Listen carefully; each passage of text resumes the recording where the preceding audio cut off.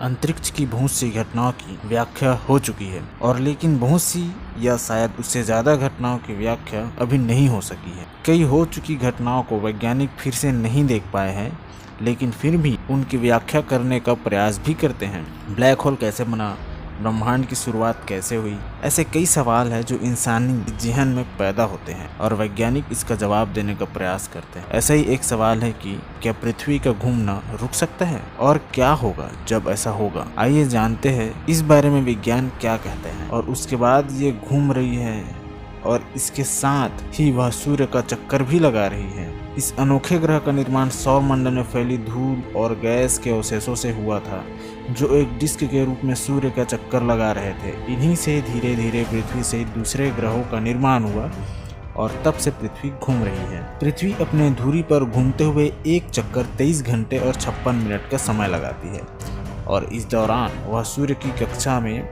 थोड़ा सा आगे भी बढ़ जाती है, लेकिन पूरा करने में उसे 1 साल लगता है। यानी इसे अपना पूरा चक्कर लगाने में कुल 24 घंटे लगते हैं। अगर यह घूमना रुक गया, 24 घंटे में होने वाली सारी घटनाएं बंद हो सकती है। पृथ्वी के लगातार घूमने की सबसे बड़ी वजह यही है कि इसे रोकने वाला कोई बल नहीं है। अगर आप हवा में हल्की गेंद को घूमते हुए फेंकेंगे तो बहुत संभव है कि वह एक ज़मीन पर आने वाली है और घूमना बंद हो जाएगी, क्योंकि उसकी सतह पर हवा का विपरीत बल लग रहा है, जिसके घर्षण के कारण वह ज़्यादा देर घूम नहीं पाएगी।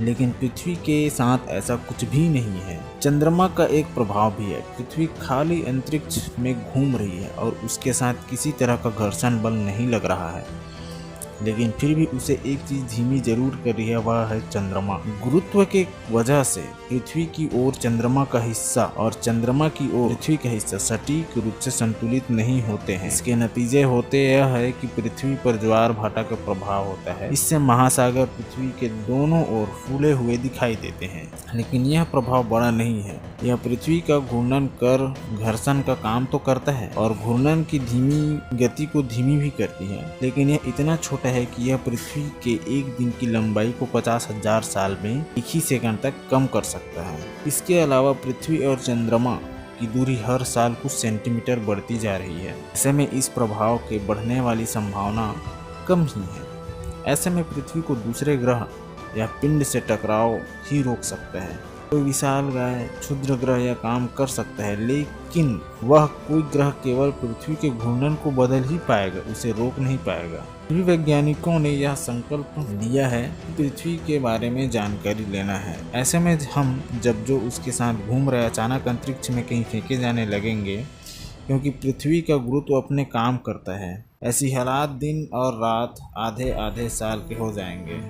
दिन ज़्यादा गर्म और रात ज़्यादा ठंड होने लगेगी। घूर्णन रुकने से जलवायु में बहुत बड़े बड़े बदलाव देखने लगेंगे। हवाओं के बहाव में बदलाव होगा। जहां हवा के बहाव के कारण घूर्णन होता था, अब दिन रात के तापमान उसकी वजह होंगे। इसके साथ ही भूमध्य रेखा से ध्रुवों की ओर हवाएं बहेंगी। पूर्व से पश्चिम और उसकी उल्टी दिशाओं में बहने वाली हवाओं में भी बदलाव देखने को मिलेगा। और असर पृथ्वी के मैग्नेटिक फील्ड पर होगा। पृथ्वी के घूमने से उसके कोर में मौजूद पिघला लोहा मैग्नेट बनता जाएगा, जिससे मैग्नेटिक फील्ड के रूप में रक्षा कवच बनता है। इसी कवच के कारण सूर्य और सुदूर अंतरिक्ष से आने वाली हानिकारक विकिरण पृथ्वी की सतह तक नहीं पहुंच पाते। जब यह विकिरण पृथ्वी के वायुमंडल से टकराते हैं, तब ध्रुवों पर ऑरोरा दिखाई देते हैं। पृथ्वी का घूर्णन बंद होने के साथ यह सब बंद हो जाएगा और लोग कॉस्मिक विकिरणों से बीमार होने लगेंगे। तब शायद पृथ्वी तबाही के कगार में आ जाएगी। मतलब ये है कि पृथ्वी अपना घूर्णन बंद करेगी तो पृथ्वी तबाह हो जाएगी। अच्छा यही है कि पृथ्वी जो है वही रहे।